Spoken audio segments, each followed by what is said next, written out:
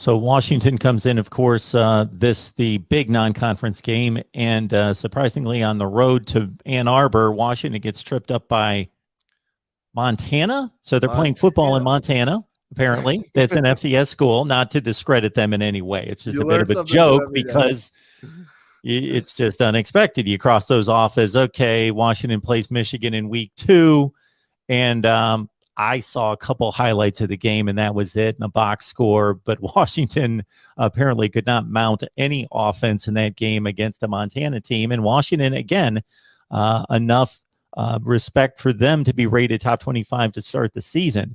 But, of course, there are overreactions to week 1. We've seen teams, even in the Big Ten, really good teams that turned out to be good, 8-4, 9-3 teams that lost to an FCS or a MAC team or somebody early in the season. Akron, Northwestern lost to Akron a couple years ago, went to the Big Ten championship game. So Washington's still capable, can't overreact to week 1. And Jim Harbaugh came out in his presser today. He said week 2 is the hardest week to prepare for because it's the first time that teams are going out and making adjustments to what they saw on film from week 1. And so I have to assume that Washington's going to make quite a few adjustments. So they maybe, Jim Harbaugh and his coaching staff, they might not know what to look for. They could see a totally different Washington team in week 2 from what they saw in week 1. And so I don't think you can just write this off as a victory already.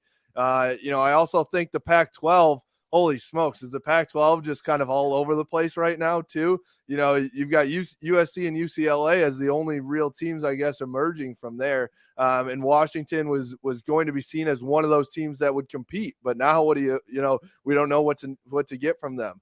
The storyline from Washington coming back to Ann Arbor too is Giles Jackson is going to be back in the big house for the first time since he transferred. And so I actually didn't see what Giles Jackson did in game 1. I didn't bother to check that. I was box working on that.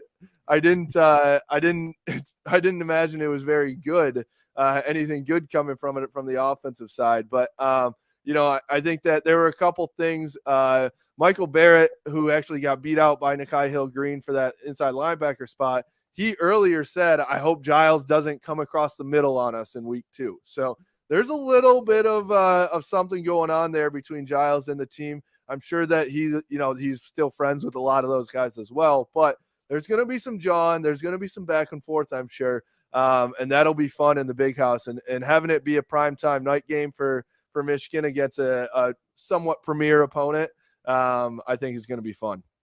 Giles Jackson cost 4 passes against Montana. Okay. 15 yards. Didn't exactly get loose from anyone. Less than 4 yards a catch. Well, I mean, that's it helps, I guess, this defensive secondary, who we still thought that the secondary was going to be, not great, but they looked pretty serviceable against Western.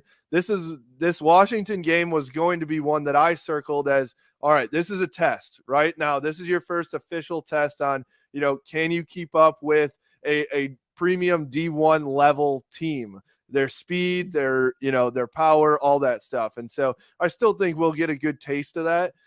Giles Jackson, I don't care what he's doing. He's still one of the fastest players on the field whenever he takes the field against anybody, right? And so they're going to try and exploit Michigan secondary, as he probably saw all last year from the sideline. So I see that, I see Giles and I see this receiving core. They're going to try and get loose. That's for sure. And again, if this Washington offensive effort against Montana means anything, they basically couldn't run the ball, 2.5 yards per carry. So then they went to the air 46 times and they completed a fair share, 27 of 46, not great, but it's okay. They basically couldn't create explosive plays. 226 yards on 27 of 46 is nothing. So that's just a head scratcher right there. 7 points on the board against Montana.